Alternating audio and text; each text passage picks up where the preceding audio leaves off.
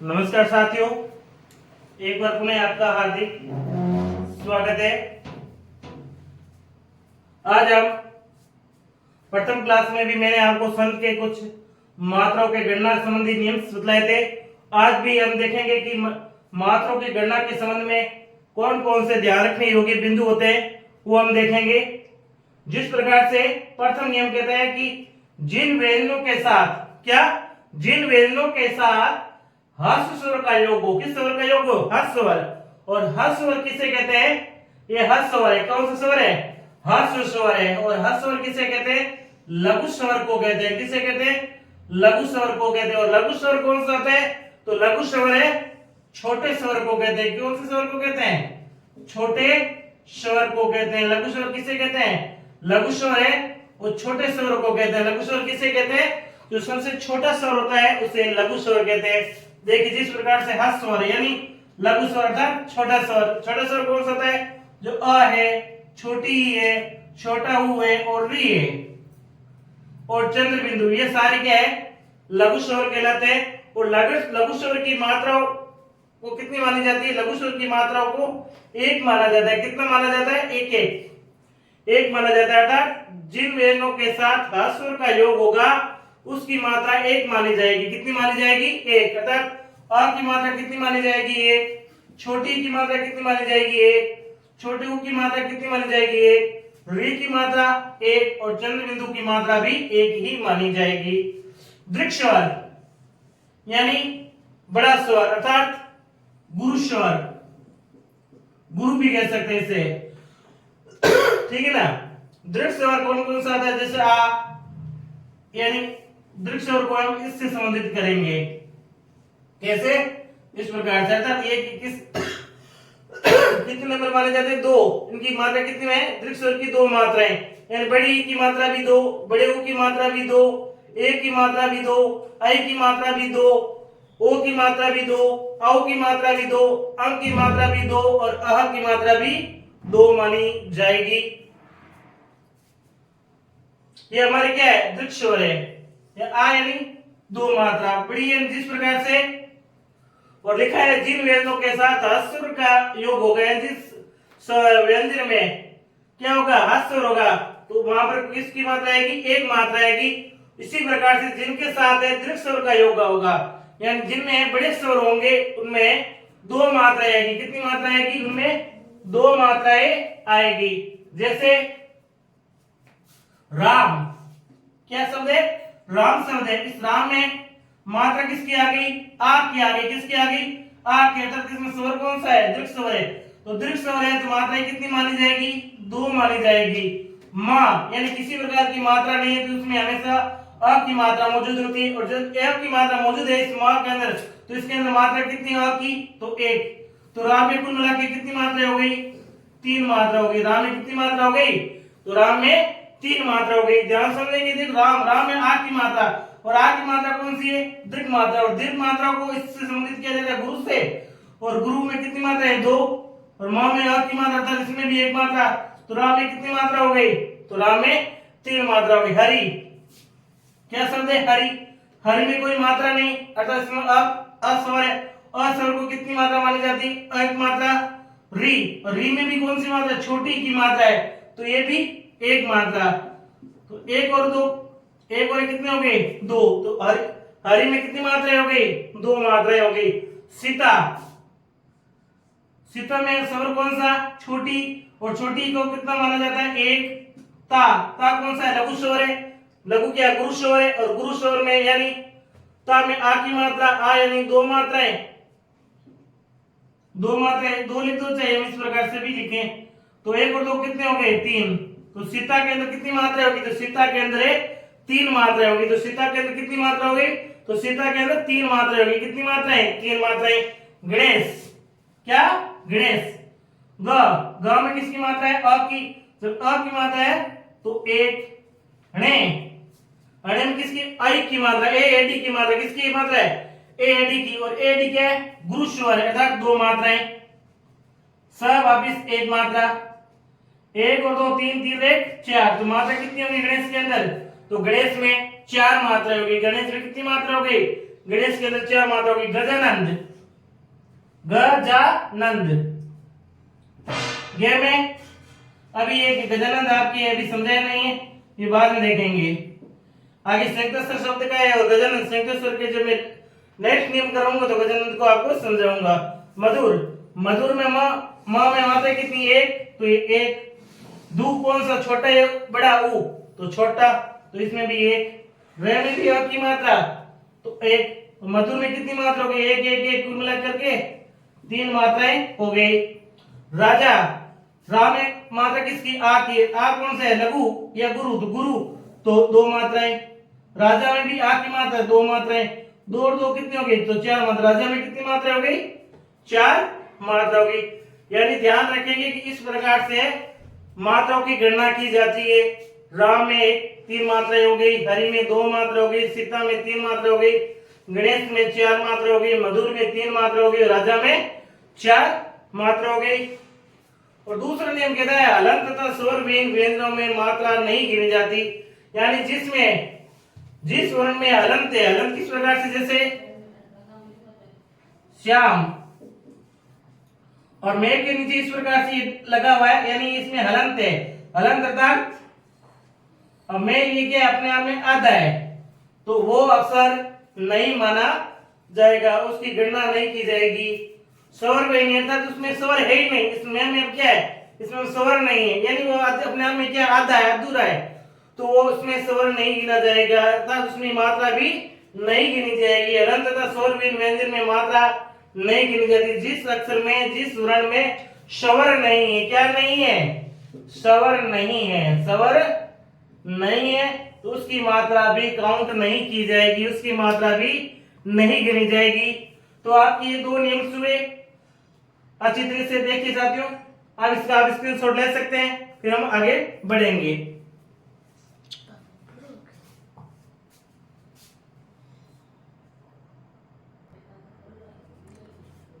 देखिए संयुक्त अक्षर, तीसरा नियम क्या है कि संयुक्त अक्षर के पूर्व वाले वर्ण की मात्रा गुरु होती है, चाहे वे वर्ण लघु ही क्यों नहीं हो। ठीक है ना?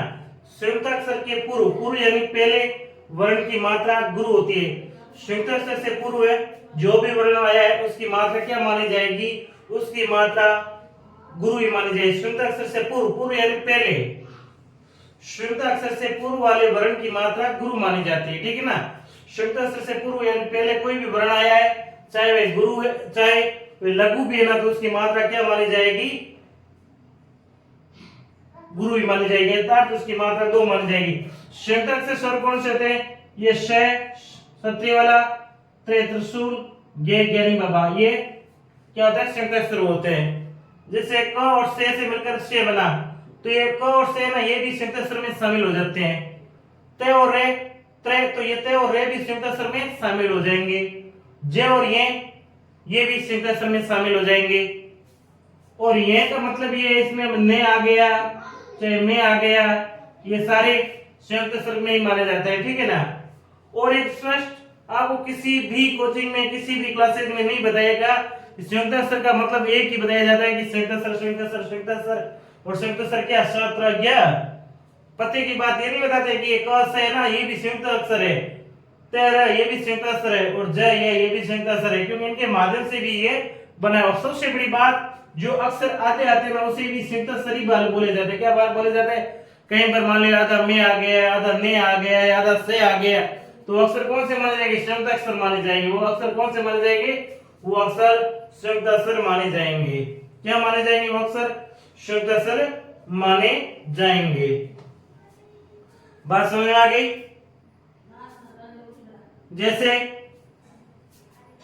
संयुक्त अक्षर के पूर्व वाले वर्ण की मात्रा गुरु हो, चाहे वे वर्ण लघु हो, मानी क्या जाएगी? गुरु। संयुक्त अक्षर से पूर्व वाले वर्ण, ये संयुक्त अक्षर यानी आधा है, और आधा वर्ण माना ही नहीं जाता, आधा वर्ण माना ही नहीं जाता, उसकी गिनती होती नहीं।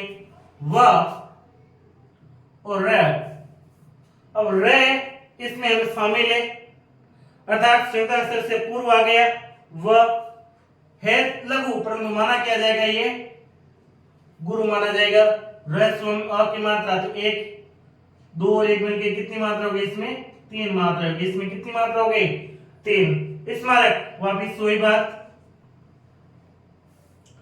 आधे वर्ण की कोई महत्व नहीं, परंतु माँ है, इसमें क्या है आ की मात्रा, तो ये गुरु।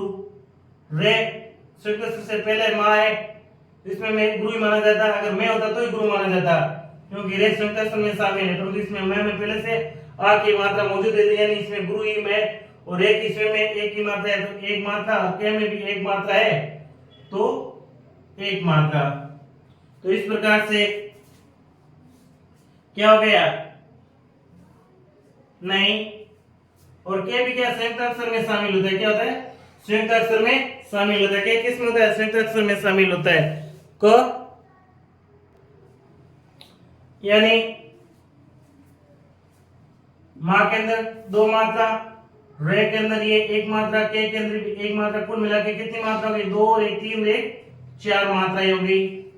रम्य यानी म आधा है संयुक्त अक्षर है, तो रे के अंदर कितनी मात्रा 2, फिर इसमें ये में 1, कुल मिलाकर कितनी होगी 3 मात्राएं। प्रकृति क्या हो गई प्रकृति, यानी संयुक्त अक्षर पर हुआ र में तो 2 मात्रा, रे में क्री में 1 मात्रा, री है छोटे माना जाएगा, और ती छोटी की मात्रा, तो कुल मिला के कितने 4। संयुक्त अक्षर यदि शब्द के आरंभ में हो, संयुक्त अक्षर यदि शब्द के आरंभ में हो, तो उस पर मात्रा की गणना नहीं होती, यानी आदत से आ गया ना तो इसकी कोई गणना नहीं होगी। ये स्वावलंबी पहले आ गया, क्या आ गया पहले आ गया, पहले आते ही उसकी किसी प्रकार की गणना नहीं होती है, आप ध्यान रखेंगे। इसे बीच में है जिसकी हमने गणना की मैं की, इसमें स पहले गणना नहीं की थी ना, इसी प्रकार से स संयुक्त अक्षर यानी अक्षर पहले आ जाए, जो आधे वर्ण वाला अक्षर पहले आ जाए, तो उसकी डबल मात्रा के रूप में नहीं माना जाता। क्या नहीं माना जाता डबल मात्रा के रूप में, गुरु के रूप में नहीं माना जाता, नहीं माना जाएगा। तो वाह के अंदर है 2, इसके अंदर 1, वापिस इसमें आधा संयुक्त अक्षर आ गया तो 2, और इसकी गिनती होगी नहीं, इसमें 2 मात्रा है, तो कितने हो गए 2 1 3 5 और 2 7 हो गए। इस प्रकार से हो गए। फिर चंद्र बिंदु वाले वर्ण की 1 मात्रा तथा अनुस्वार वाले वर्ण की 2 मात्राएं। चंद्र बिंदु वाले वर्ण की 1 मात्रा, यानी चंद्र बिंदु वाले, ये चंद्र बिंदु इसकी 1 मात्रा मानी जाएगी, और अनुस्वार, अनुस्वार यानी जो बिंदी होती है उसकी 2 मात्रा, और चंद्र बिंदु वाले 1 मात्रा मानी जाएगी। और चंद्र बिंदु की अगर 1 मात्रा मानी जाएगी और अनुस्वार की 2 मात्रा, हंसना, हंस में कितनी मात्रा है 1, स में भी 1, और नाम में 2, तो कुल मिला के कितने हो गए 4 मात्राएं हो गई। चांद में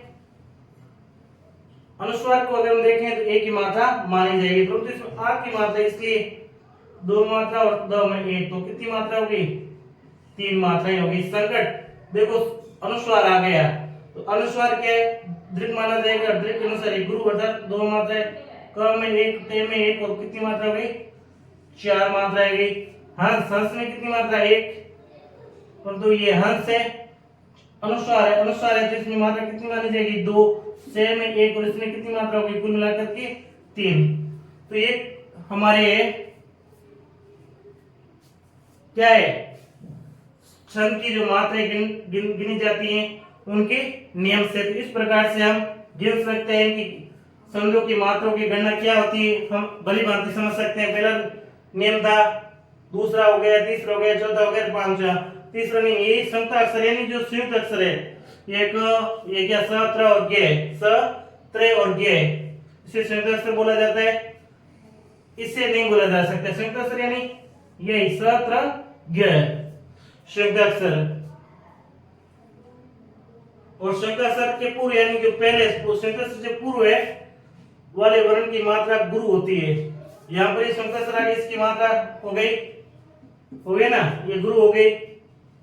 इसी प्रकार संयुक्त अक्षर से यदि शब्द के आरंभ होता है तो उस की मात्रा गणना नहीं होगी। संयुक्त अक्षर वाले शब्द पहले आ जाए तो उसकी मात्रा मानी नहीं जाएगी। जैसे स्वावलंबी में हमने मात्रा नहीं मानी, स्वर में मात्रा नहीं मानी, स्मारक में मात्रा नहीं मानी, इसकी गणना होगी नहीं।